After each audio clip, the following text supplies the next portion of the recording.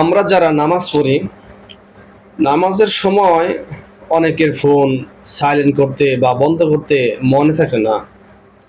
এজন্য দেখা গেছে নামাজ চলাকালীন অনেকে ফোন দেয়, ফোন বেজে ওঠে। তখন আপনার উচিত হলো ফোনটা কেটে দেওয়া। যখন রিং বাজবে, রিংটা আপনি কি কেটে দেবেন, বন্ধ করে দেবেন। কিন্তু আপনি কল ধরে কিন্তু কথা বলতে পারবেন না, কারণ নামাজের ভিতরে কথা বলা নিষেধ। যে এরকম ভাবে আমি একদিন মাগরিবের নামাজ পড়লাম এক মসজিদে। তো নামাজ পড়াকালীন যখন আমি তাশাহুদে বসলাম, তখন দেখলাম আমার পাশে এক মুরব্বীর ফোন আসলো। তো উনি ফোনটা পকেট থেকে বাহির করিয়া তিনি কলটা রিসিভ করলেন। রিসিভ করার পরে তিনি বলতেছেন যে আমি নামাজে আছি, পরে কথা বলি। তাহলে তার নামাজ আছে না গেছে আপনারা কমেন্টে জানাবেন।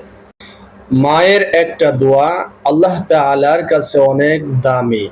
মা যদি তোর জন্য হাত তোলে বলে, হে আল্লাহ আমার সন্তানকে হেফাজত করো, তখন আসমানের ফেরেশতারা সেই দোয়ায় আমিন বলে। সুবহানাল্লাহ।